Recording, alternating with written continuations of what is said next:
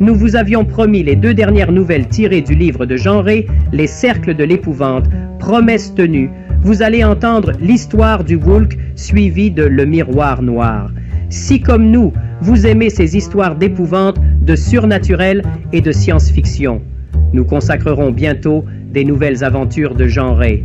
En attendant, et avec ce dernier opus, nous vous souhaitons une bonne écoute.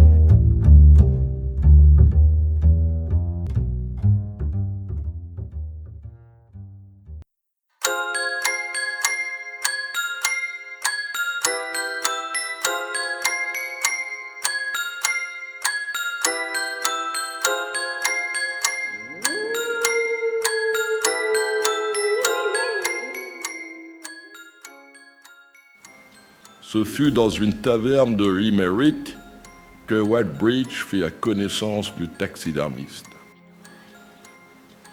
Il venait de chasser à Shadowfield et en rapporta 3 canards garrots au plumage piqué d'azur et un merveilleux harle rose. Le taxidermiste était un vieux et sa taille pliée comme un canif, mais il portait une pelisse de loutre de mer qui devait valoir beaucoup de livres.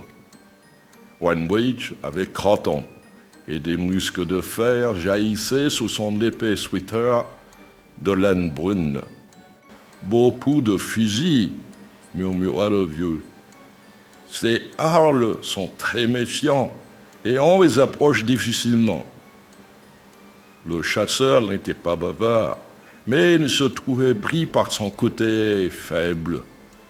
Il s'installa à la table du vieux et demanda un grog, car le temps était au vent et à la pluie. « Je le suivais des yeux depuis près d'une heure, raconta-t-il. Tournoyant au-dessus du marécage, il n'y avait qu'un seul ray de soleil pour jouer avec la vastité et les accrocher. C'était un prisme volant, tout feu dehors, qui descendait sur l'eau. Le vieillard s'empara de la dépouille que 2 rubis sanglants étoilaient à peine. Dommage, grommela-t-il. Si ce hard avait été chevronné sur l'aile, il vaudrait de l'argent pour les naturalistes.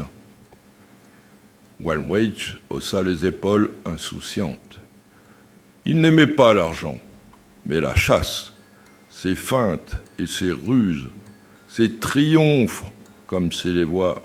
Et puis, il avait le marécage dans la peau. « Peu importe, dit-il, il m'est arrivé de tirer une outarde et de ne pas en être fier, parce que la bête, fatiguée par 3 jours de vol dans une tempête d'ouest, se tenait tapie dans une touffe de saliorne, à peine capable d'un dernier coup d'aile, et par contre, j'ai crié de joie en plaçant un doublé dans une bande de foulques, manœuvrant avec habileté de vedette d'escadre entre des écharpes de brouillard et des îlots de roseaux. Ah, la jeunesse, murmura le vieux en faisant signe au waiter de remplir les verres. Ils trinquèrent en silence, puis le taxidermiste reprit. « Vous chassez au Charles? N'allez-vous jamais aux fences du Shaler ?» Whitebreach lui jeta un regard étonné. L'homme étant étranger, la question lui paraissait singulière. Le Flynn est un mauvais marais hideux, voisin de la mer d'Irlande, redouté pour ses sables mouvants et ses boues profondes, et prudemment tenu à l'écart de toutes les aventures de chasse. Non, répondit-il avec franchise, car je ne sais distinguer la vaillance de la témérité. Les probabilités de malheur sont trop considérables dans le film, et ne pourraient être compensées par des résultats aussi beaux qu'ils puissent être. Même si vous parvenez à tuer un Vulque, murmura le vieux. Whitebreach était un homme franc et jovial, mais sa bonne éducation avait quelque peu souffert par la vie solitaire et sauvage qu'il menait sur les terres de chasse. Il répondit dans un gros rire. « Vous êtes fou, sœur !» Le vieillard ne parut guère froissé par cet acte d'inconvenance.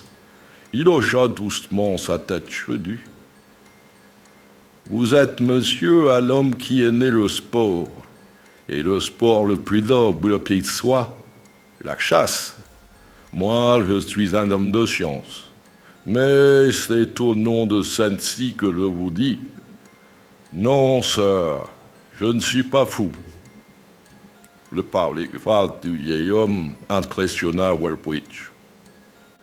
Voilà 2 fois au cours de mon existence que j'entends parler de cet oiseau fabuleux que vous appelez le Vulcain, avoua-t-il. Et chaque fois dans des circonstances tragiques. La première fois, ce fut quand Ned Land partit à sa recherche dans le film. Land était un homme grossier et sans imagination, mais c'était un chasseur. Je l'ai vu pleurer devant un vieux fusil que l'armurier refusait de lui réparer encore, à cause du danger éminent des cadenans qu'il offrait. Il restait des nuits entières, des nuits de gel, à l'affût des tas d'ordres. De formidables bêtes avaient, et malines comme des diablesses, qu'elles sont en vérité. Il avait été appelé chez je ne sais quel savant pour tirer un Vulcain. Il n'y croyait pas, mais il n'aurait pas voulu manquer la moindre chance de l'abattre. Il erra dans le ferme pendant des journées, et chaque matin, en le voyant partir, le pasteur récitait à voix basse la prière des agonisants. Un soir, il ne revint pas. Les boues mouvantes du chêne l'avaient happé. « Vraiment ?» dit le vieux. « Et l'autre fois ?» Un pli amer déforma la bouche du chasseur. C'était une femme, Tilda Ashcroft, une merveilleuse jeune fille, le meilleur fusil de l'Irlande. Elle avait chassé le tigre dans la jungle interdite du terrail. Elle avait vécu des mois avec des chasseurs d'oiseaux du Far West, sur une île encore battue par les tempêtes nordiques et infestée de rats bleus. Elle aussi accepta la mission fantastique. Le front de Welbridge était engourdi et s'était mis à parler à voix plus basse, comme s'il lui en coûtait de raconter la suite. Elle le fit pour l'argent, elle, car sa vie, complètement vouée à la chasse, était coûteuse. Elle avait des dettes et elle rêvait de partir pour le Grand Nord pour s'en prendre à la faune polaire. On lui avait promis une énorme somme si elle réussissait. Elle s'enlisa dans les sables mouvants non loin de l'îlot central du ferme. Une sorte de morgue qui domine la funeste vastité de la pustre. Elle avait 28 ans et son fiancé se tua. Vous vous rappelez? Lewis Narville, le champion de tennis de Belfast College. « Excusez-moi, dit poliment le vieillard. Je ne connais rien de ce qui regarde le sport et ses héros. Je vis au milieu de l'illusion, de mes scalpels et de mes vies-crânes, et de mes sujets naturalisés. Mais je vous le dis, en vérité, jeune ami, le Vulcain existe, ce n'est pas douteux. » De nouveau, il fit signe au barman, et les verres furent remplis de vogue épicée et provenante. La tête tombait un peu à Welbridge. Mais quand il pouvait parler de chasse, il s'attardait volontiers au creux d'une table de taverne où l'écoutait un auditoire replaisant. « Parlez-moi du Vulcain, dit-il tout à coup. Le vieillard se frotta longuement les mains sèches dont les jointures craquèrent. Ses yeux se plissèrent et une lueur verte glissa par leurs fentes minces. Aux premiers âges, commença-t-il, excusez-moi de débuter d'une façon aussi pédante. La terre, les eaux et le ciel ont été hantés par des créatures que nous jugeons être monstrueuses. Bien qu'en fait, ce fussent des merveilles de force et de puissance.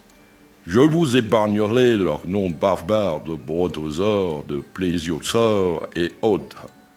Sur les eaux des immenses marécages d'alors évolue une créature formidable, le ptérodactyle, un cauchemar vivant, des ailes membraneuses, de chiroptères, des griffes d'aigles, un crâne de saurien aux dents redoutables. Quand les dinosauriens eurent disparu de la surface subluminaire, il persistait encore à régner dans son ciel, mais il se transformait. Il devenait plus petit, tout en restant monstrueux.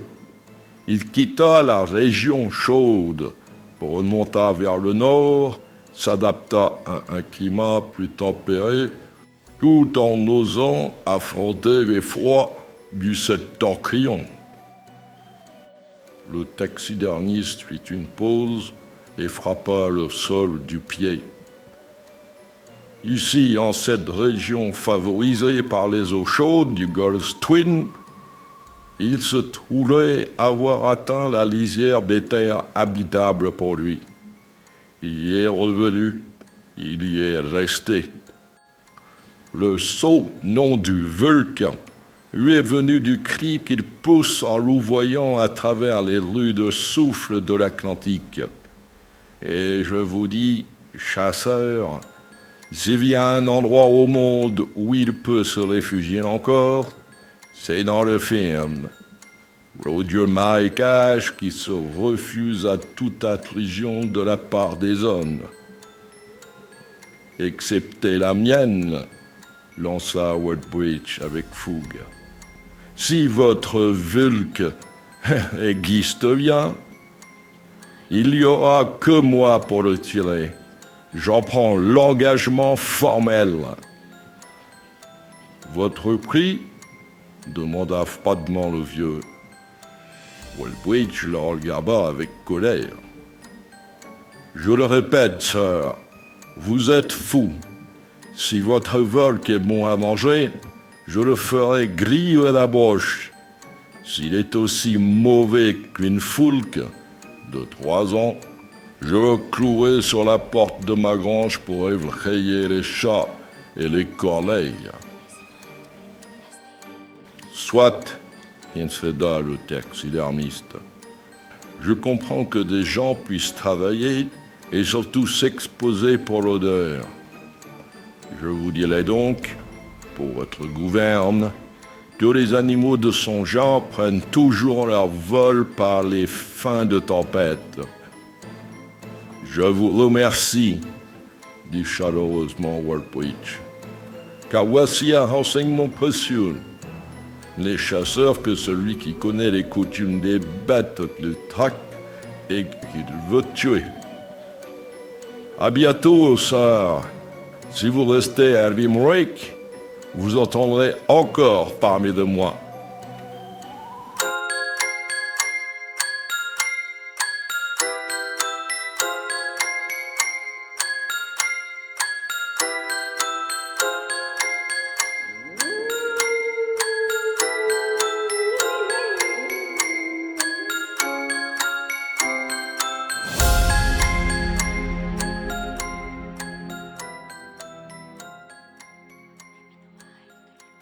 Woodbridge fit le tour du chenil et regarda attentivement les splendides anilopes qui donnaient bruyamment de la gueule en le voyant fin prêt pour la chasse.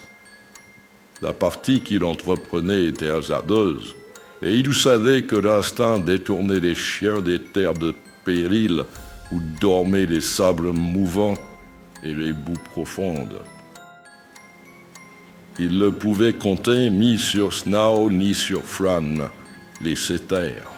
L'un broke en neige, l'autre roux comme un feu de joie, bête intelligente et prudente.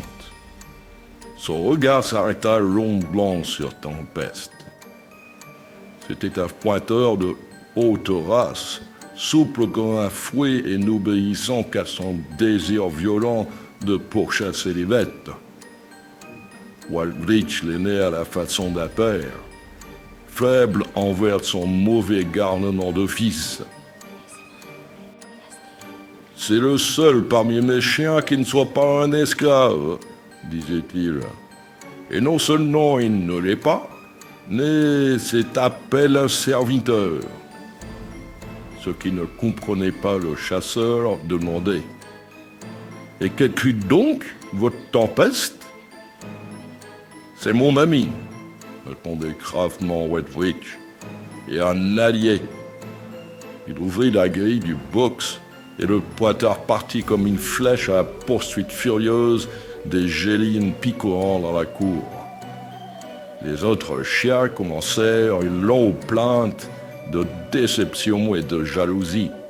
« Tiens, murmura le maître, ou la journée sera splendide, ou terrible. » Après un moment d'hésitation, il avait pris au râtelier un fusil automatique à 5 coups. Il n'aimait pas cette arme qui lui paraissait injuste et désolate. Le gibier peut espérer un salut de fuite devant la fusillade de coups, mais il perd toute chance de salut devant la rafale rapide d'un automatique. Wallbridge montrait une sorte de loyauté envers les bêtes qu'il pourchassait. Il aurait rugi de tuer un lèvre au gîte dans la réserve qui lui appartenait en propre. Il défendait la fenaison totale et ne permettait que quelques rats andins dans la plaine herbeuse. De cette manière, le gibier pouvait se défendre encore. L'automatique qui fauche la moitié d'une compagnie perdreau, qui anéantit le quatuor animal des Cournis et qui permet au moins 2 cartouches maladroites au tireur, était une arme déloyale selon lui. « Bah, dit-il en vérifiant minutieusement l'éjaculateur, je mets le sable mouvant dans le plateau de la balance. Il doit peser bien lourd, presque autant que ma propre peau. » Tempeste était venu se ranger à ses côtés, car il refusait la marche servile rigée au talon du maître. Il voyageait de compagnie et semblait se complaire à la conversation. Wallbridge laissa les Swans à sa gauche et prit la direction de la mer. Le pointeur le délenait frémissant vers les marigots proches d'où s'envolaient des sarcelles. Puis, il tomba en arrêt devant une poule d'eau horriblement haute sur pattes et qui s'enfuit en criant, crassant un double sillage sur la noire des eaux. « Nous prendrons par la falaise, » dit Wallbridge. Et sans doute Tempeste conquit car il s'élança vers la ligne ambrée de l'ouest. Il devait penser aux nuages ébouriffés de plus blanc et à la noire engeance des macreuses qui hantent le voisinage de l'eau salée. Quand Wallbridge atteignit la falaise, il fit halte et suivit des yeux la longue muraille cendreuse. Il savait qu'à 1 mille de là, elle cesse brusquement, laissant passage à une brève rivière, née dans le Fin, et qu'il n'aurait qu'à la remonter pour arriver dans la région interdite. Le matin était gris, mais clair. L'horizon, lavé par les alertes de la veille, s'approchait avec de longues fumées des vapeurs et les mamelles gonflées des Dundee.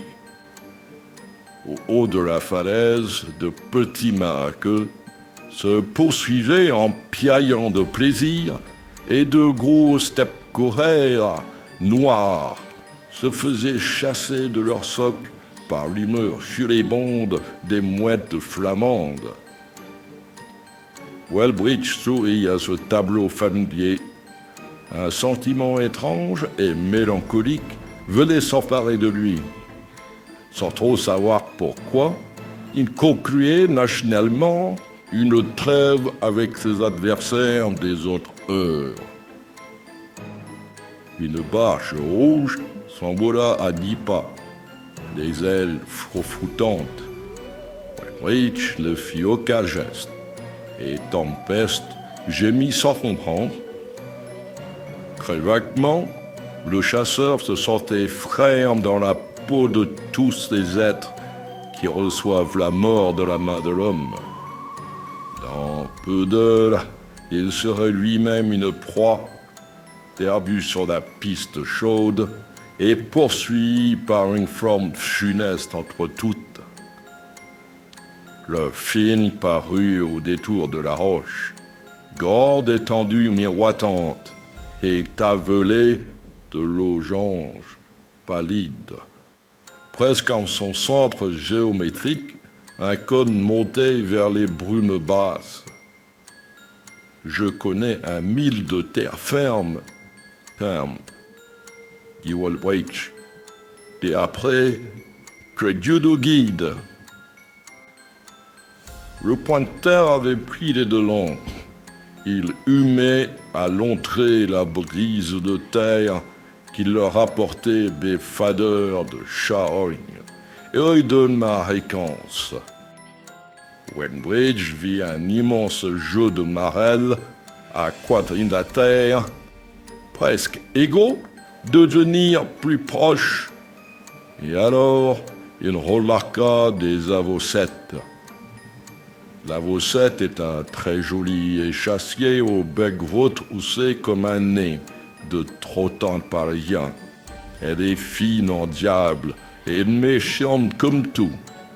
Aussi, elle laisse la plage ferme et les illusions aux harles présomptueuses et aux espiègles pluviers.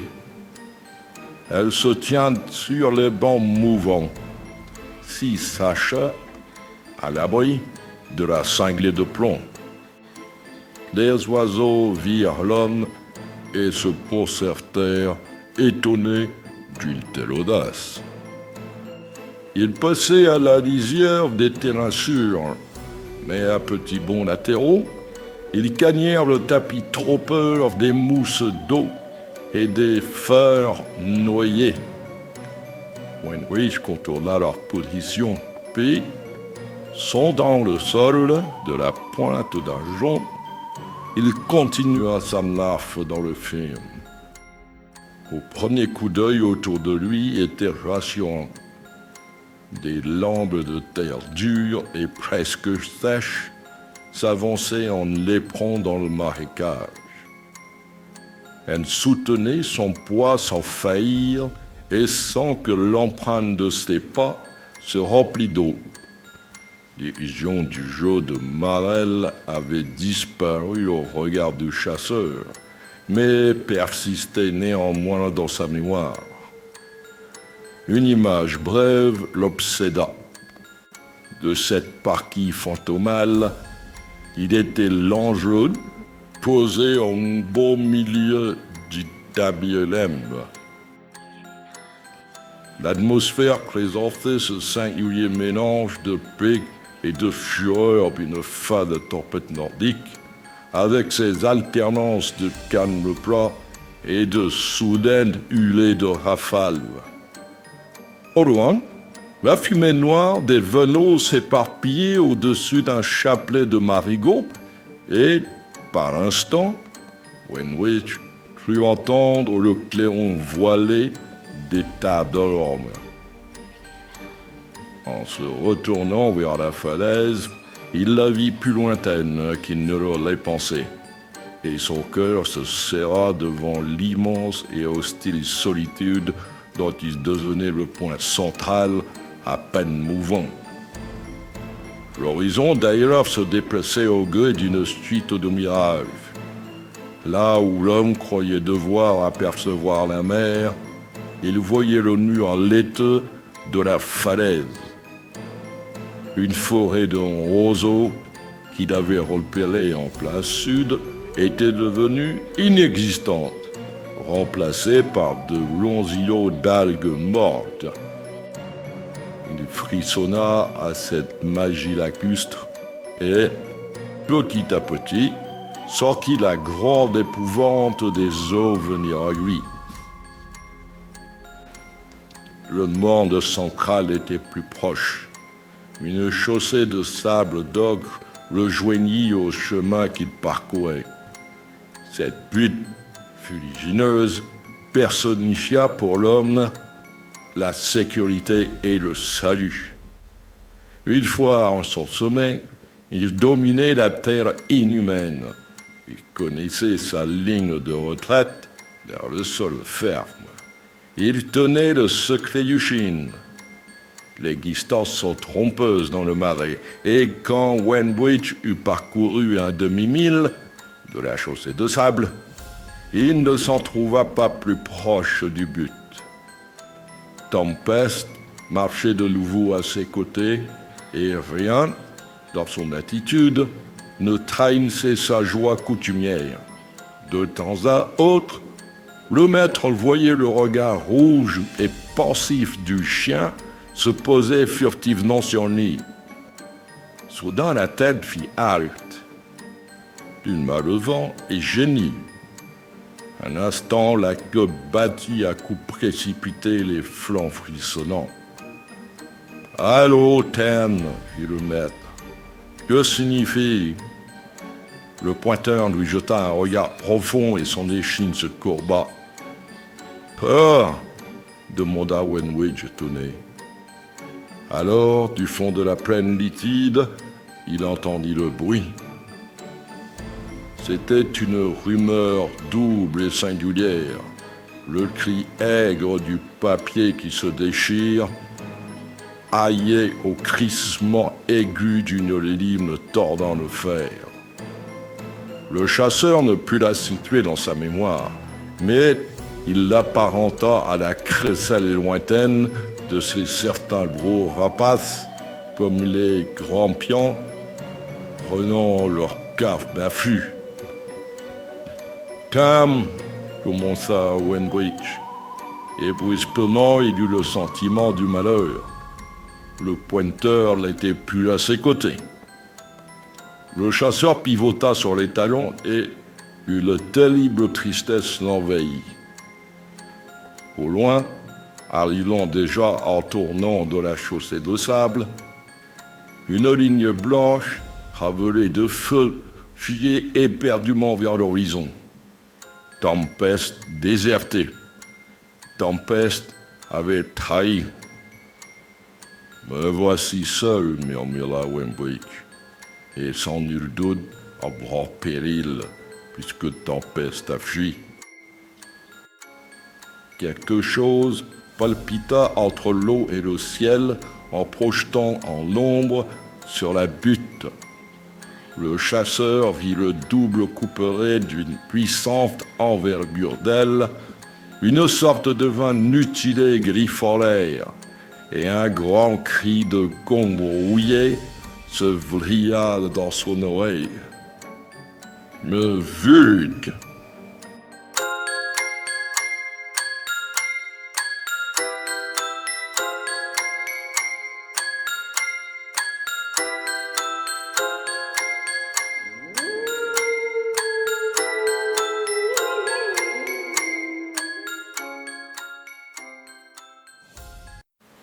Il tira une fois, deux fois, trois fois.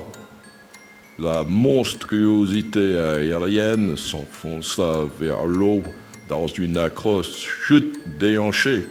« Hint !» hurla Wendwich. « Hint !» Il s'élança en avant. À 20 pas, la bête tressautait sur l'onde comme une grosse baudruche qui se dégonfle. L'homme sentit une joie formidable épanouir tout son être. Puis, une main se saisit de sa cheville gauche, une autre de sa droite. Il sentit deux longues secousses comme si une force mortelle l'attirait vers les profondeurs. L'eau du marais sembla brusquement monter en niveau. La butte bondit dans le ciel. Wembridge vit tout à coup devenu tout petit. Tout petit. Ses genoux venaient à fleur de la chaussée. Il était dans l'emprise des sables mouvants et comprit que sa courte victoire sur le monstre désert achevait sa destinée vilaine. Quand le sable atteint ses épaules, il ne voyait ni entendait plus. Ce qui songe à l'enlisement est, en général, une page immortelle de littérature en tête. Heureusement, cette magnifique prose a menti. L'agonie de l'Ardisée ne perdure pas jusqu'au moment où les ténèbres montantes du sable lui remplissent les yeux. Une fois que la poitrine est prise dans l'étau final de la terre, la vie humaine s'envole. Les yeux de Wembridge fixaient de leur ultime désespoir les lointains nacrés de brume, que déjà ils étaient à jamais aveugles. À ce moment, à 2000 $, sur les ponts du sud, un homme surgit d'un bosquet de roseaux et se mit à démonter posément de puissantes jumelles prismatiques. « Fini !» murmura-t-il en regardant l'endroit où ses faibles yeux ne distinguaient plus que des ombres voletantes. Il s'assit sur un tertre gazonneux, prit une boîte de pastilles hors de son bissac et se mit à en mâcher quelques-unes. Puis, d'un geste là, il enleva son large chapeau Bolivar. Un crâne parut, étrange, piriforme, surmonté d'une dure houppe rousse. « Bon travail, mon tout beau, gloussa-t-il. Voici Monsieur Wembridge qui descend par lente étape vers le centre de la terre. Il y rejoindra la jolie Pimpesway et d'autres encore pris à ton épouvantable mirage. Tu peux rentrer au logis et y dormir de tout en soupe dans un bar de phosphore. » Le monstre ailé se souleva avec lourdeur et rama péniblement dans la brume. « Reviens, reviens !» invita l'homme. Le Vurk frémit, vira sur une aile et, brusquement, se fondit en fumée qui tournoya en volute dans l'air du soir. « Reviens, reviens, mon tout beau !» Un petit nuage trouble glissa vers le solitaire, entoura un instant sa tête comme une auréole noire et disparut. La houppe frémit et resplendit comme si un rayon de soleil la brûlait. « Stop !» cria l'homme. Il se leva brusquement et tendit le poing vers une bande d'arosettes qui passait haut dans le ciel en criant. « Je n'ai jamais pu tirer une de ces bêtes, je n'ai jamais pu lever une arme et le recul d'un fusil m'aurait jeté à terre. J'aurais voulu chasser comme eux tous, traquer la bête, pleureuse, la pousser désespérée dans ses derniers retranchements et la tuer. La nature m'a refusé le muscle. » D'un geste rageur, il retroussa la manche de son habit et un bras maigre, squelettique, aux chairs blêmes, apparut. Je n'ai connu que des bêtes mortes, puant la charogne. Ma part de chasse, c'était les tripes, le coton hydrophile qui bourre les ventres morts, l'iodophobe qui les parfume et la paraffine qui va loin. J'ai pleuré de rage et de douleur sur les livres d'aventure, sur les récits de chasse, sur les pages sportives des journaux. Toutes ces joies intenses m'ont été refusées parce que j'étais faible, débile et sans beauté humaine. De son doigt noueux, il heurta son crâne qui sonna comme un bois de porte. Et notre force est venue, demanda-t-il, celle qui fit naître le Vulcain, celle qui fit naître Shidou. Oh, Shidou! Il tourna son regard vers l'étendue miroitante des eaux. Montre-moi, Shidou, ma belle, montre-toi! L'eau bouillonna. Une grosse coupe grise émergea pleine d'ombre. Regarde-moi, Shidou la belle. Deux yeux formidables, horribles comme des lunes maudites, trouèrent la sphère de deux hublots de flammes liquides, puis des tentacules géants s'étirèrent pleins de cruelle lassitude. Retourne, Shidou. C'est assez pour aujourd'hui. Je n'en suis plus. Il te faut dormir. Il n'y eut plus rien sur la surface de la mer. L'homme se leva et, de son manteau, la nuit tondante lui fit des ailes énormes. Mon nom est Ingel, rugit-il à la face de la vastistique. Ingel, et je fais l'épouvante, et de l'épouvante, je fais la mort. Il toussota aux mousselines de la brune qui flottait. Il fait froid, ajouta-t-il plaintivement. Ce brouillard ne vaut rien pour ma poitrine.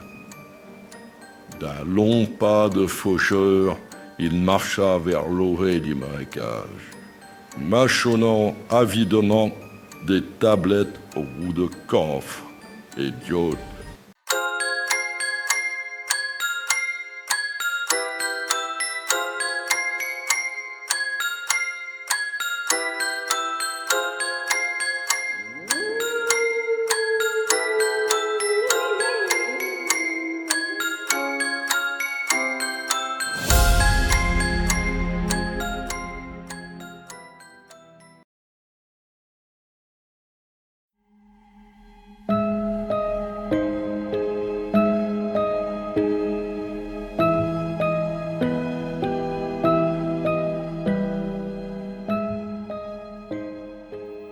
Mr. Thorndyke, qui tenait une bibliothèque populaire dans Staple Inn, regardait pour la 1001e fois les étranges maisons à façade qui faisaient face à son officine. Il n'y avait personne. Autour des tables de bois noir surchargées de livres, à qui il eût pu, pour la 1e fois, répéter qu'il prisait énormément le style Tudor de ces bâtisses et qu'elles étaient les seules ayant survécu aux incendies et aux tourmentes de la City depuis le XVe siècle. Personne. Ce n'était pas une vérité absolue. Mais l'unique client qui feuilletait d'un doigt nonchalant les tomes gras et luisants ne comptait guère pour le bouquiniste. Le docteur Baxter Brown était un simple médecin de quartier habitant Church Street, où il occupait 2 chambres, dans une des hautes et blêmes maisons bordant Clissold Park, ne disposant ni de bibliothèque ni de laboratoire, et recevant sa maigre clientèle dans un misérable salon au fauteuil de crin noir. 2 fois par semaine, il entreprenait, à travers la métropole, un long et triste voyage qui l'amenait à Holborn, dans l'établissement poussiéreux de Thorndyke, où il passait 1 ou 2 heures avant d'emporter un livre de location à 6 pence. Il brunait ce jour-là, et sa table de lecture se trouvait dans le coin le plus sombre de la bibliothèque populaire. Mais Mr. Thorndyke ne songeait pas à allumer une des lampes à abat-jour vert pour un aussi pauvre client. Baxter Brown faisait bruisser les épaisses feuilles d'une histoire d'Angleterre qu'il ne lisait pas, mais d'une main prudente, il glissait sous le volume un mince opuscule, tavelé de rouille et mordu par le taré des livres. À ce moment, Miss Bowes entra, et M. Thorndyke s'inclina fort bas. Non seulement elle prenait en location des livres coûteux et rares, mais encore elle aimait faire un bout de causette qui permettait toujours au bibliothécaire de faire valoir ses connaissances historiques. Nous parlions de Wren, la dernière fois que j'eus l'honneur et le plaisir de vous voir dans ma modeste maison, Miss Bowes, et, à propos de Guildhall, qu'il rebâtit après l'incendie de 1666. Baxter Brown se leva. Il avait fait glisser le mince cahier dans la poche de son pardessus et tenait à la main un quelconque roman de récente édition. « Merci, monsieur. Au revoir, monsieur », dit sèchement le bouquiniste en prenant du bout des doigts la pièce de monnaie que lui tendait le médecin. La silhouette trapue du docteur se fondait dans la bruine d'Holborn. « On ne mangerait pas du mouton tous les jours avec une pratique du genre », grommela M. Thorndyke en le voyant disparaître. Puis, retrouvant son sourire, il reprit sa conférence au profit de sa bonne clientèle. Il faut pourtant reconnaître que les tours ajoutées par Wren à l'abbaye de Westminster ne sont guère en harmonie avec la majesté. Baxter Brown, attendant le bus au coin d'Holborn, parmi une foule patiente et morose, saturée d'eau, tâtait la poche enflée de son pardessus comme si elle eût contenu un précieux portefeuille. Pourtant, il n'y avait là qu'un vieil almanach de Warren, de l'année 1857, échappé par miracle au fourneau de cuisine de Mr. Thorndyke, ou au juif Pans, qui venait, 2 fois par an, lui acheter au poids des livres jugés impropres à une plus longue location. Il était tard quand Baxter Brown revint chez lui. Dans le vestibule, il se heurta à sa propriétaire, Mrs. Skinner, qui renifla avec humeur et ne lui rendit pas son salut. « Faudra que je songe à lui verser un acompte », murmura tristement le médecin en gravissant l'escalier aux tapis usés jusqu'à la trame qui le conduisit au 3e étage. Son feu ne brûlait pas, et le manchon du bec de gaz, réduit à l'état de lambeau, ne dispensait qu'une chiche clarté. Sur la table ronde, mal cirée, à côté d'un flacon de whisky largement entamé et d'une pipe gluante, Baxter Brown déposa l'almanach de Warren, puis il vérifia attentivement la serrure de la porte, en boucha le trou à l'aide d'un bouchon de papier et baissa soigneusement le store de coton vert. « Voyons, » dit-il avec un soupir. « Mais auparavant, appelons Polly à notre secours. » Il s'empara de la pipe, la bourra avec quelques grumeaux d'épais tabac, extraits d'un cornet de papier gris, et l'alluma avec délice. « Polly, ma bonne vieille Polly, » dit-il avec une rude tendresse. Polly meublait un peu sa solitude d'homme besogneux poursuivi par une malchance obstinée. Après la lecture d'un roman policier, il s'était complu à lui donner un nom de femme, et même s'était amusé à graver dans le fourneau 3 petites croix, histoire de la marquer d'un signe de propriété ou de préférence. « C'est une belle pièce », se disait-il quelquefois au souvenir du jour de fortune passagère, où il fit l'acquisition de cette Chesterfield en grosse bruyère anglaise, d'un prix relativement élevé. Voyons. Baxter Brown lisait, les mains contre les tempes, la bouche pincée par la tension. En 1842, la collection de curiosités formée à Strawberry Hill par Horace Walpole fut dispersée au vent des enchères. Parmi les objets singuliers qui y figuraient, se trouvait le célèbre miroir du docteur John Dee, médecin, chirurgien et astrologue de la reine Élisabeth d'Angleterre. C'était un morceau de charbon de terre du plus beau noir, parfaitement poli et taillé en ovale, avec un manche d'ivoire brun. Il avait figuré, jadis, dans la collection des comtes de Peterborough, avec la mention « Pierre noire », au moyen de laquelle le docteur Dee évoquait les esprits. À la vente Walpole, un inconnu l'acheta pour 12 livres, et, depuis lors, malgré toutes les recherches faites, on ne parvint jamais à le retrouver. On se rappelle que ni les Peterborough, ni les Walpole n'avaient jamais voulu se servir de cet objet magique, et qu'ils le gardaient jalousement caché, par crainte des grands malheurs qu'eût provoqué une curiosité déplacée. Elias Ashmole, l'auteur du bizarre et effrayant Theatrum Chemicum, parle du miroir noir en ces termes. À l'aide de cette pierre magique, on peut voir toutes les personnes que l'on veut, dans quelque partie du monde qu'elles puissent être, et fussent-elles cachées au fond des appartements les plus reculés, ou même dans les cavernes qui sont aux entrailles de la terre. Il faut admettre que les derniers propriétaires, effrayés d'un tel pouvoir, ont reculé devant l'expérience. Baxter Brown dédaigna le reste de l'article consacré à la lamentable destinée de l'énigmatique John Dee, mais il se servit d'un verre grossissant pour déchiffrer les lignes d'une menue écriture figurant en marge.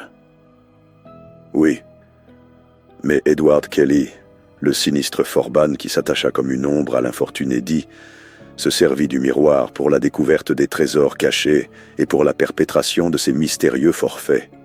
Il est certain qu'entre les mains d'un fourbe, cette pièce remarquable. Le taré ayant troué le papier, une partie manquait. Ce qui habite le miroir. Le mot habite n'était pas souligné mais écrit en gros caractères. Quelques signes, tracés à la hâte et d'une écriture différente, achevaient les notes marginales. Les 4 Phages ont volé le miroir.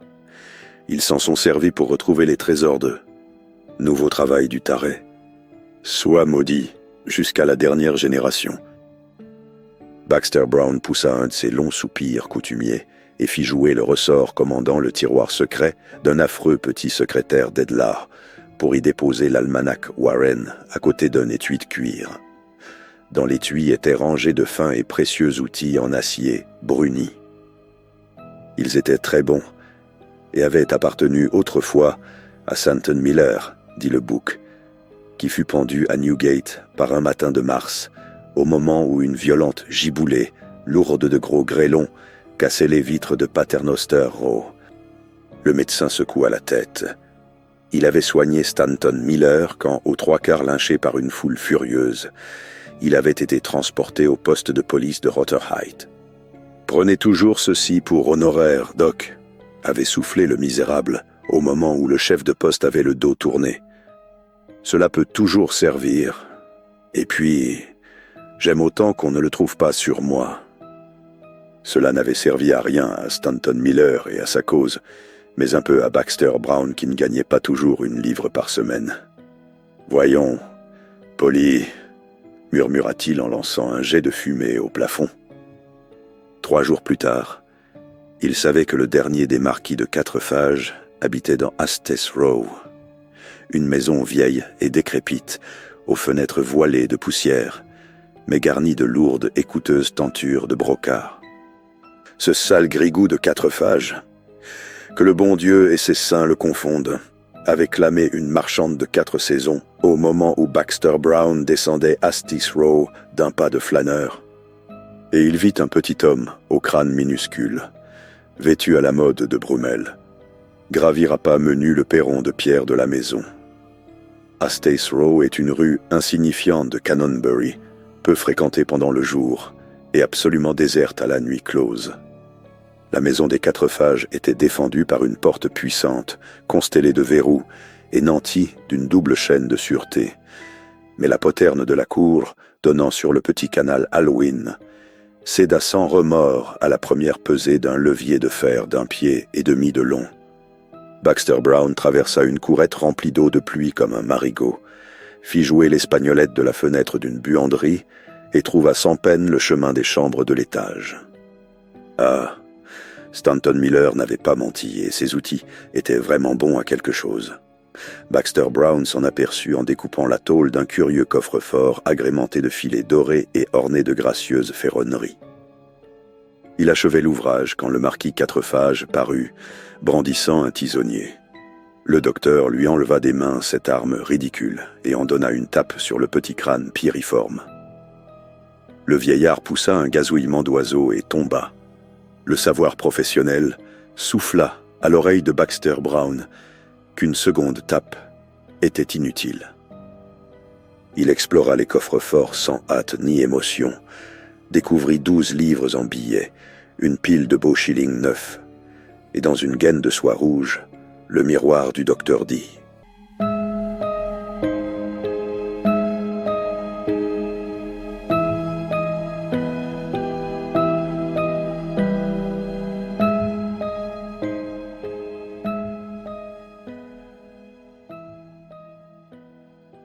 Revenu chez lui, Baxter Brown vida aux 3/4 le flacon de whisky et tira le miroir de sa gaine.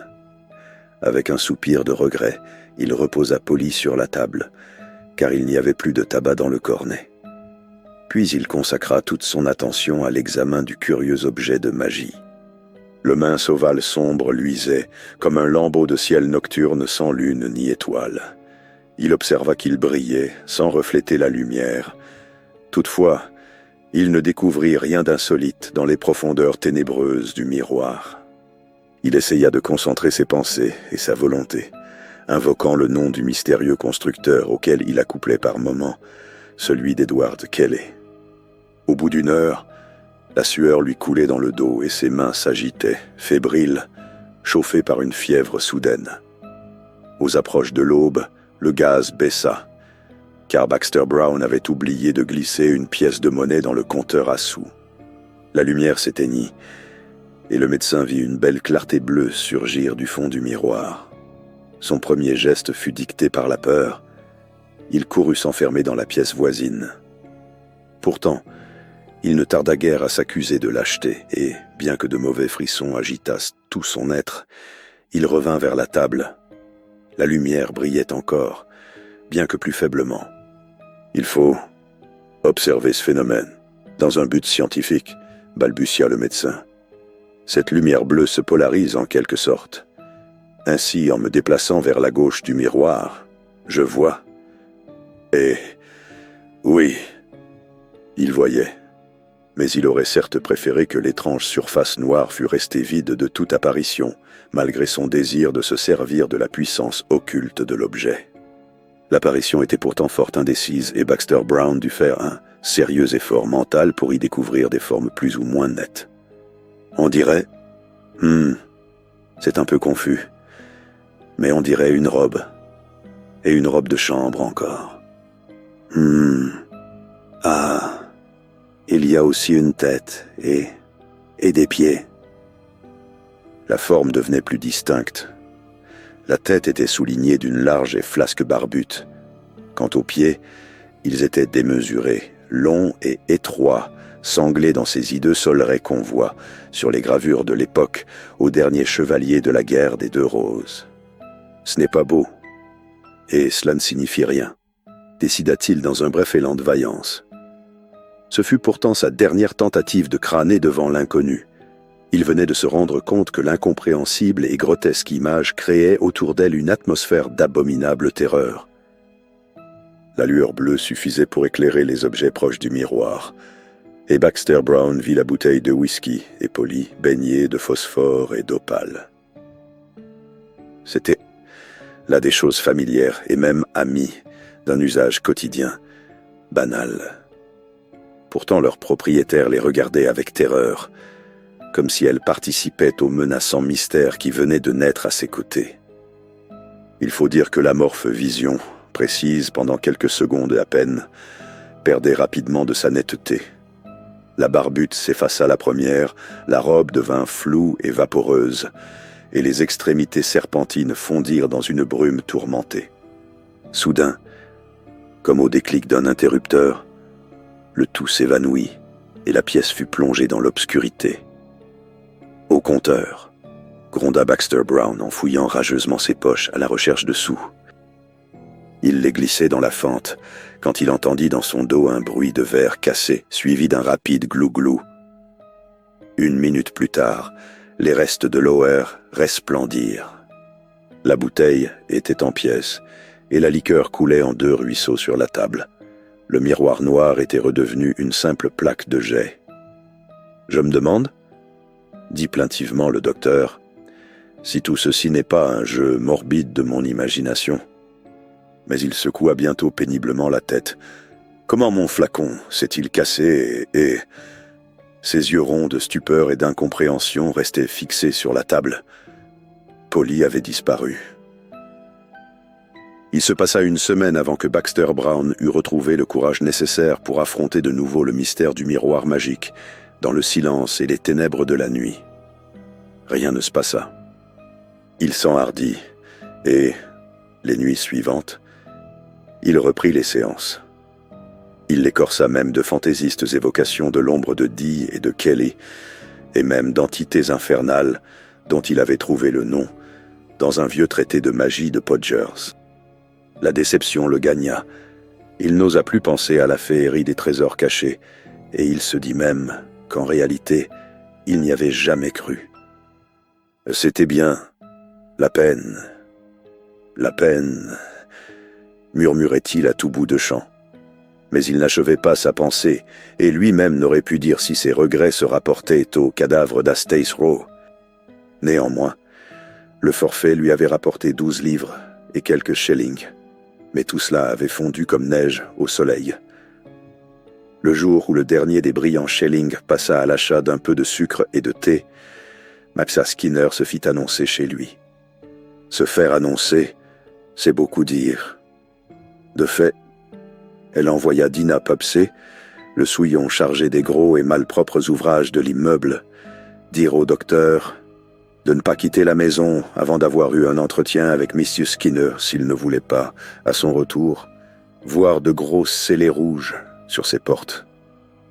Mrs. Skinner était une propriétaire assez tolérante et qui ne déclarait pas de guerre sans merci à un locataire en retard d'un terme de loyer. Mais Baxter Brown lui en devait 8, sans parler de menus avances consentis par elle en des moments de bonne humeur. Elle se présenta sur le coup d'11 heures, c'est-à-dire 2 heures après la visite de Dinah Pubsey, le nez chaussé de lunettes d'écaille et brandissant un copieux relevé de compte. « Dr Brown, commença-t-elle, cela ne peut durer. Ma patience est grande et elle pourrait le rester encore si je n'avais moi-même de sérieux besoins d'argent. Si vous voulez parcourir ce mémoire, vous verrez que vous me devez. » Tout à coup, elle cessa de parler, eut l'air avec dégoût et s'écria « Seigneur, quelle abomination! Je me demande quelle sorte de poison vous fumez dans votre pipe? Docteur, je ne puis rester ici plus longtemps. Quelle infection! Allez-vous-en, quittez ma maison. Oh! Mais comme cela sent mauvais. » Elle s'enfuit en laissant, oubli sans précédent dans les annales de la maison, son relevé de compte descendre en vol plané sur le plancher.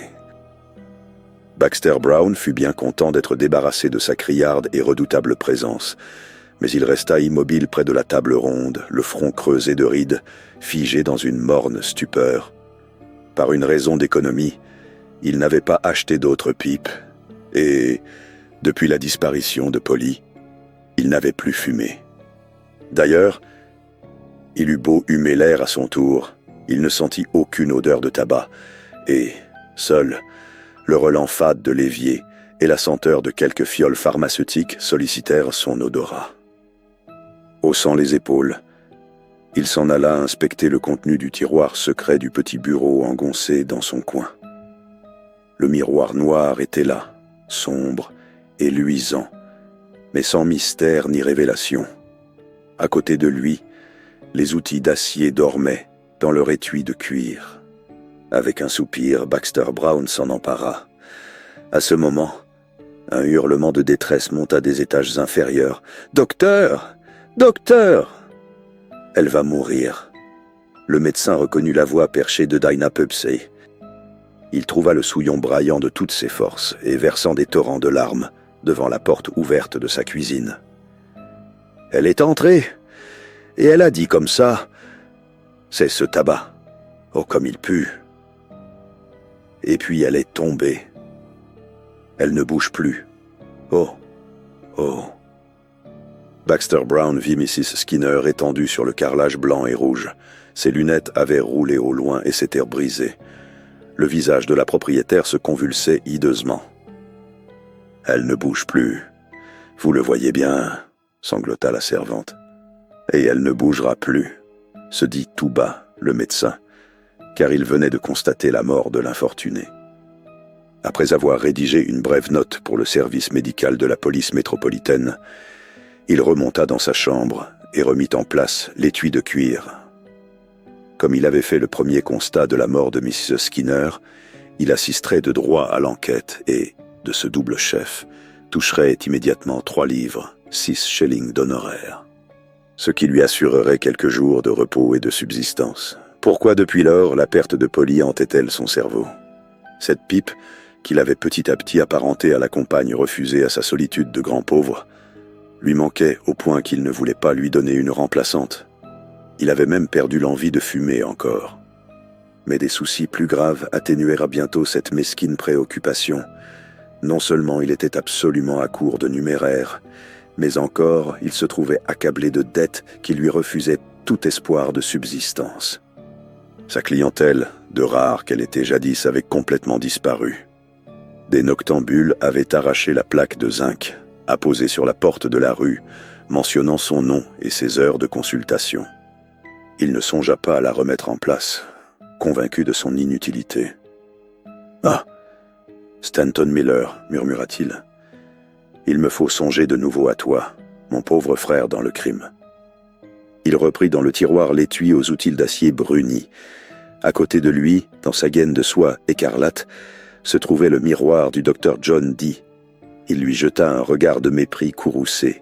« Toi, grommela-t-il, tu pourras un de ces 4 matins continuer tes maléfices au fond de la rivière. » Jusqu'à ce jour, il s'était confié presque complètement à une obscure étoile de chance pour accomplir ses lamentables rapines nocturnes. Exception faite, peut-être, pour la sombre aventure d'Astes Row, qui lui avait valu le miroir noir. Cette fois, il avait préparé avec plus de minutie l'expédition qui devait l'empêcher de sombrer dans une misère complète. La maison qu'il avait repérée dans Bloomsfield était inoccupée. Lady Aberlow, sa propriétaire, se faisait soigner dans une clinique de Coswell Road et avait emmené sa domesticité avec elle. Cela, il l'avait appris par des confrères bavardant entre eux et ignorant ou ne se souciant pas de son attentive présence. Un des volets du rez-de-chaussée avait été mal descendu, et Baxter Brown possédait déjà assez d'expérience pour savoir que ce volet n'opposerait pas de sérieux obstacles à une intrusion nocturne. Il faisait froid et sombre quand il quitta l'autobus à Cornhill, et quand il eut gagné à pied London Wall, maussade et revêche comme le génie même de la méchante humeur, le fog enfumait lentement les rues. Les réverbères pleuraient de rares larmes rousses dans le brouillard qui se peuplait de fantômes. Les bruits eux-mêmes souhaitaient.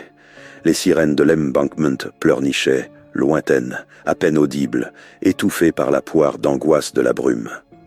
Baxter Brown soupira d'aise. Un bandeau noir sur les yeux, il aurait retrouvé Bloomsfield, la maison de Lady Aberlow et le volet disjoint.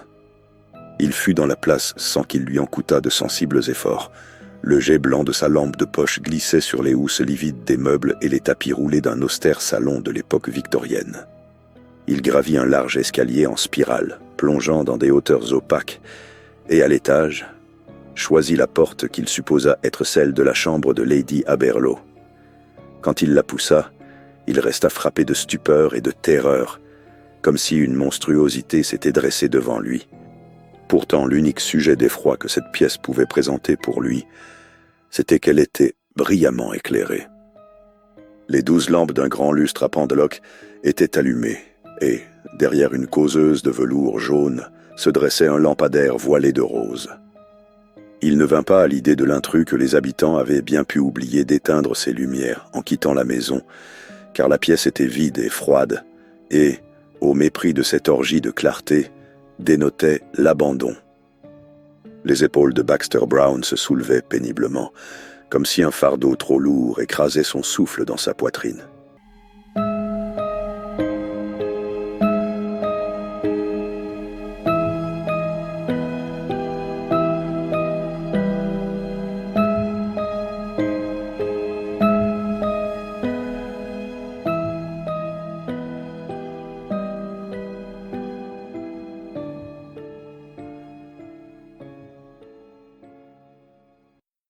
Allons, allons, murmura-t-il. Il le faut pourtant, sinon je suis un homme perdu. Ses yeux s'étaient attachés à un miroir de Venise aux eaux profondes et vertes accroché au mur de fond. Il s'en approcha et le souleva. Comme un double regard s'allumèrent les 4 boutons de cuivre d'une porte de coffre-fort incrustée dans la muraille. Les outils d'acier mordirent joyeusement l'obstacle et en vinrent à bout sans grande peine. Enfin, enfin, sanglota Baxter Brown. Et, en effet, Des larmes d'étrange joie coulèrent sur ses joues quand il vit les épaisses liasses de billets et les triples piles jaunes des souverains. Ses poches se gonflèrent. Joyeusement, il brandit le levier de fer d'un pied et demi de long qui lui avait servi à la dernière pesée sur la paroi du coffre-fort. Soudain, tout son être se convulsa. Une porte claqua à l'étage, un bruit de pas précipité fit sonner les marches de l'escalier. Il entendit même le déclic sec d'un revolver qu'on armait. Baxter Brown n'était plus qu'une statue de pierre. Il ne réagit pas quand il vit la lourde et puissante silhouette d'un homme s'encadrer dans la porte ouverte, ni quand la petite gueule ronde et hargneuse d'un pistolet automatique se braqua sur son front. Mais le coup fatal ne partit pas, et l'homme ne poussait ni appel ni cri de menace. La tige de fer avait glissé hors des mains du cambrioleur, filé dans l'air avec un bruit aigu de fusée et porté un coup dans l'ombre. Baxter Brown était toujours en place, que le corps s'était déjà affalé et que le sang se mettait à couler à large bouillon d'une tête dont il ne voyait pas le visage. Il lui fallut faire un effort inouï pour lever ses pieds, qui semblaient envasés dans un marécage invisible. Mais alors, ses forces lui revinrent, et il fit un bond énorme par-dessus le cadavre. Sur le palier, il se retourna. Les 12 lampes éclairaient d'une lumière crue le coffre-fort éventré, la tête brisée du gardien assassiné, tandis que la douce clarté du lampadaire. Ah! Baxter Brown, qui s'émouvait à peine devant le hideux spectacle de la mort violente, faillit crier à présent d'affreuse terreur. Entre l'abat-jour du lampadaire et les coussins de la causeuse, suspendus en l'air, comme si elle était aux dents d'un fumeur invisible, il venait de voir Polly. Il la reconnut très bien, à son fourneau trop brûlé, à ses 3 petites croix. Une envie folle lui prit de retourner, de refranchir le cadavre sanglant pour saisir et emporter sa pipe favorite si mystérieusement apparue, quand soudain, du fourneau, s'échappa un rond de fumée, un second, un troisième. Et tout à coup, Polly fuma rageusement, emplissant l'air d'un gros brouillard bleu, fuma seul, effroyablement seul. Alors, Baxter Brown s'enfuit dans la nuit, dans le fog et, perdu dans la brume sans cesse épaissie, mit 3 heures pour regagner Clissold Park et sa chambre glacée. Car, pendant son absence, un coup de vent avait ouvert la fenêtre, et les mousselines grises du brouillard tournaient autour de la lampe en une ronde hagarde et spectrale. Qui donc, 10 ans plus tard, ayant fait la connaissance du docteur Baxter Brown, aurait pu croire qu'il gardait, dans un tiroir bourré d'inutiles choses, l'instrument de magie le plus formidable, le plus terrible, qui fut jamais laissé aux hommes par les entités de l'invisible, le miroir noir du docteur John Dee. Qu'on ne nous parle ni de l'anneau de Thoth, ni des grimoires de Salom, ni des bocaux à homoncules de Carpentier. Seul le miroir noir a permis aux hommes de s'évader de la prison épaisse de leur chair et de leur sens, et de se mouvoir avec connaissance parmi les brumes brûlantes de haine, d'amour ou de savoir, dont l'intelligence suprême fit les fantômes et les esprits éternels. Baxter Brown, qui avait repris à Camden Town le cabinet de consultation d'un vieux médecin de quartier hanté par le rêve ultime d'une maison de campagne au bord d'un ruisseau à truites dans son Devonshire natal, était à cette époque un homme parfaitement heureux et tranquille. Il avait pris du ventre, portait la moustache à la gauloise et son visage luisait, car il avait pris goût à la bonne chair. Il portait des complets à carreaux de chez Curzon Bros et prenait ses repas au restaurant Baki, dont il appréciait particulièrement les ragoûts de lapin de Garenne au stout et les anguilles grillées au feu clair. Il faisait partie d'un club de joueurs de whist à la taverne du Kingfisher et ne jouait pas trop mal. Tout au plus, au cours de ces années en fuite, avait-il tiré 3 ou 4 fois de sa gaine rouge le sombre miroir magique. Sans curiosité comme sans terreur, il s'était repenché sur son mystère muet, et jamais le désir ne lui était revenu de faire encore appel à la puissance enclose dans les ténèbres de la pierre noire. Toutefois, son indifférence n'avait pas atteint l'oubli, et à de longs intervalles, la complexe image en barbute et solerait passait en nombre rapide devant les yeux obscurs de sa mémoire. Quant à Polly, quelques événements troublants entre nous lui en avaient interdit l'oubli. Il y eut d'abord la lamentable histoire de Slumber. Baxter Brown avait loué, à Camden Town, une de ces pittoresques maisons, gloire des petits rentiers des années voisines de 1820, qui ont gardé dans leurs bonnes vieilles pierres tant de ruses et de malice qu'elles sont toujours parvenues à échapper à l'avidité des démolisseurs et des bâtisseurs de buildings. Le rez-de-chaussée, composé d'une suite de pièces basses, avait fourni les salons d'attente, un cabinet de consultation et un minuscule laboratoire où Baxter Brown composait lui-même une douzaine d'onguents et de sirops d'assez belle renommée et de bonne vente.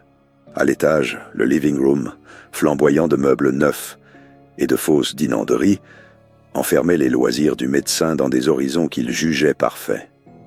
Il y recevait peu de monde car, en dépit d'une fortune fidèle et d'une chance sans caprice, il était resté le solitaire de jadis. Parmi les rares familiers, à qui il ouvrait volontiers ce paradis terrestre à 4 sous, se trouvait le bon Mr. Slumber dont il fit connaissance au Kingfisher. Mr. Slumber, un ancien pion de collège, était très pauvre et gagnait chichement sa vie en corrigeant des épreuves pour des maisons d'édition de 3e ordre. À la taverne, sa dépense quotidienne se limitait à 2 pintes d'ale, et si, d'aventure, il en buvait une 3e, c'est Baxter Brown qui en acquittait le prix. On disait qu'il variait rarement l'unique œuf dur ou le solitaire keeper de ses menus Vespero, ce qui incitait souvent le médecin à partager avec lui les copieux plats de viande froide ou de volaille, au gros sel qu'il faisait venir chez lui de la gargote voisine. La conversation de M. Slumber n'était guère brillante, à moins qu'elle ne fût aiguillée sur une voie particulière, celle des anciens modes d'éclairage. Le pauvre et bon Mr. Slumber devenait un poète lyrique sans égal quand il parlait de chandelles, de crasset et de lampes Carcel. Aussi Baxter Brown devint-il presque Dieu, au regard terne de l'ancien pion, le jour où il fit l'acquisition, chez un regrattier de Cheapside, d'une longue et haute lampe en gros verre bleu, munie d'une lentille d'eau et d'une potence en cuivre, répandant une clarté verte et humide. « Je vous jure que c'est une Counterpook », s'était-il écrié, délirant d'enthousiasme. « Une Counterpook ? C'est le nom d'un célèbre quincaillier, habitant Borough vers l'année 1790, déclara fièrement M. Slumber, et qui acquit en construisant de pareilles lampes une juste et éclatante renommée. Baxter Brown n'y trouva rien à redire, et à chacune des visites de son ami, la lune Counterpook égaya de ses tendres opales l'âme douce et simple de l'ancien pion du collège. Une nuit, des ondes avertisseuses de péril tirèrent Baxter Brown de son sommeil.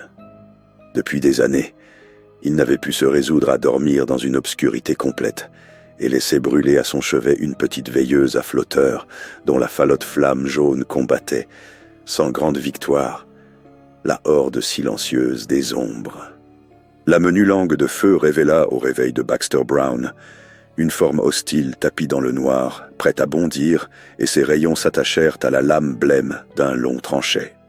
Baxter Brown vit l'arme se lever dans un flamboiement sinistre et un visage masqué de drap noir surgir des ténèbres vers sa prochaine agonie. Il se sentit perdu quand l'incompréhensible intervint. Le couteau tomba et se ficha en vibrant dans le bois du plancher. Un râle bref suivi d'un hoquet de douleur et de désespoir jaillit du masque, et la forme menaçante s'affaissa. D'un bond, le médecin fut sur l'agresseur nocturne, et, comme il arrachait le loup de drap noir, une voix mourante l'implora. « Pardonnez-moi, c'était pour prendre le Counterpook. » Le cambrioleur qui venait de mourir sur ce misérable aveu était le pauvre monsieur Slumber. Déjà, le médecin se demandait par quel miracle la paralysie cardiaque, terrassant à jamais son ancien ami, avait sauvé sa vie, quand il vit Polly. Elle se tenait à un pied au-dessus de la veilleuse, lâchant de petits ronds de fumée à fleur de son fourneau marqué de 3 petites croix. C'étaient de beaux ronds, gros et dodus, satisfaits, aurait-on dit, de leur parfaite rotondité. Baxter Brown poussa un cri étouffé et tendit la main vers elle. Ce geste fut malhabile, car il éteignit la chétive flamme de la lampe de nuit. Quand il l'eut rallumée, la pipe n'y était plus, mais la chambre sentait le mauvais pétain. Il lui fut facile de sauver la réputation de M. Slumber, dont il cacha le masque et le tranchet, et il déposa le cadavre à 100 pas de la maison, sur un banc de square. Eddie Bronx aurait été joli, fort joli même, si le Basedown n'avait donné à ses yeux, d'un bleu très pâle, une expression un peu effrayante. Baxter Brown la rencontra chez Littlewood, le pharmacien de Cornhill, à qui il avait promis la reprise de son laboratoire et la préparation de ses onguents. Eddie restait volontiers faire la causette avec eux, car elle était du métier, comme elle disait avec quelque orgueil. Elle était en effet infirmière adjointe au New Charity Hospital. Baxter Brown n'avait jamais fait grande attention aux femmes, mais l'image d'Eddie Bronx l'obséda bientôt. À notre prochaine rencontre, je lui demanderai de devenir ma femme, se disait-il maintes fois. Cette rencontre, et bien d'autres encore, se passèrent sans que la proposition montât aux lèvres du docteur, et les entretiens se limitèrent aux vertus des drogues de Littlewood, au traitement du mal de Basedow et aux cas particuliers que le docteur avait cru découvrir parmi ses malades. Un soir d'automne, Baxter Brown trouva Littlewood accoudé à son comptoir, la lèvre tremblante et les mains glacées. « Pensez donc, gémit-il. La petite Bronx vient de partir absolument désespérée. Après une dispute avec l'infirmière-chef, elle vient d'être renvoyée de son service. Elle parle de mettre fin à sa vie. Non, non, je connais ces choses-là, Brown. N'oubliez pas que son mal la prédispose à la neurasthénie. Elle s'est dirigée du côté des Waterworks. » Littlewood boitait fortement d'une jambe, et il n'avait pu se lancer à la poursuite de la désespérée. Baxter Brown courut comme un dément le long de l'avenue obscure et ne s'arrêta, hors d'haleine, le cœur battant la chamade, que lorsqu'il vit les larges surfaces des réservoirs luire sous la lune. « Eddie! Eddie !» criait-il avec désespoir. Il la vit, penchée sur un garde-fou grêle, la tête inclinée vers l'appel de l'eau nocturne. « Ma chérie, je voulais précisément... » C'est donc dans un endroit bien étrange, en des circonstances plus étranges encore, que se fit la déclaration d'amour et la demande en mariage. Eddie Bronx le suivit, sanglotant et brisé. Il fit ronfler le feu dans le living room, alluma toutes les lampes, même la lunaire Counterpook, et prépara des grogs d'une main frémissante.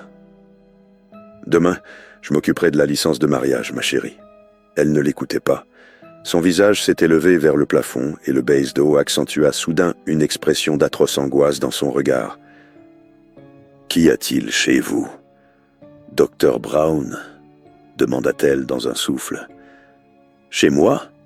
Mais elle se laissa choir dans un des profonds fauteuils qui flanquaient la cheminée. « Pardonnez-moi, la tête me tourne, le cœur...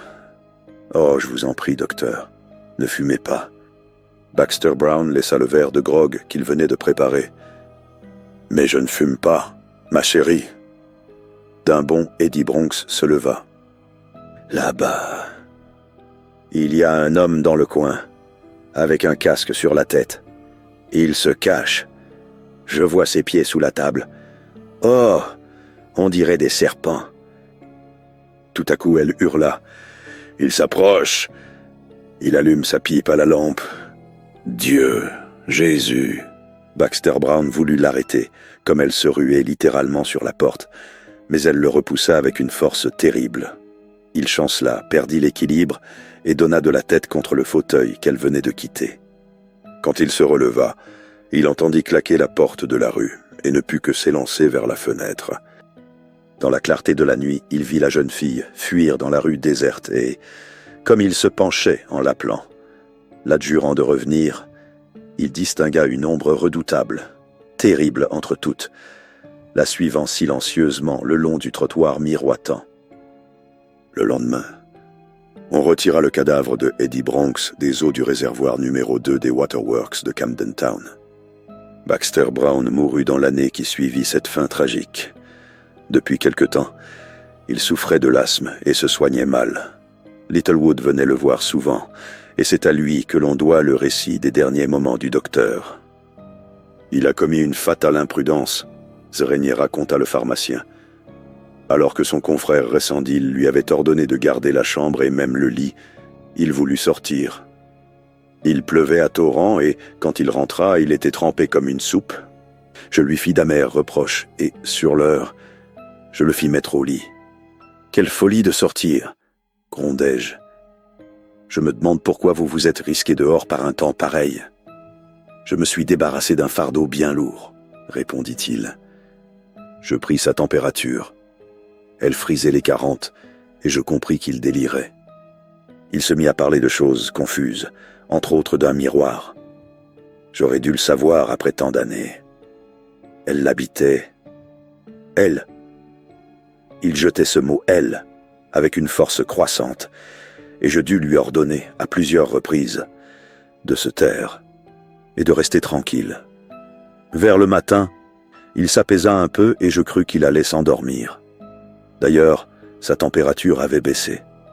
Je jugeais pouvoir prendre un peu de repos à mon tour, et je m'allongeai dans un fauteuil où je m'assoupis bientôt. Tout à coup, je fus réveillé par ses cris. Il était dressé sur son séant, haletant, la poitrine se soulevant comme un soufflet de forge. Et, chose étrange, car je ne l'avais jamais vu faire usage de tabac, entouré d'un épais nuage de fumée de pipe. « Ah !» hurlait-il, « c'est ça. C'est bien ça. Je le sais à présent, et je la connais. Ah, la salope, elle m'avait volé ma pipe. » Il retomba, inerte. Il avait cessé de vivre. Mais en retombant, je lui vis faire un geste étrange, comme s'il prenait quelque chose dans l'air. Et, quand sa main retomba, il tenait une grosse pipe de bruyère au fourneau marquée de 3 petites croix. On n'est pas parvenu à la retirer de sa main crispée et je crois bien qu'on l'a enterrée avec lui.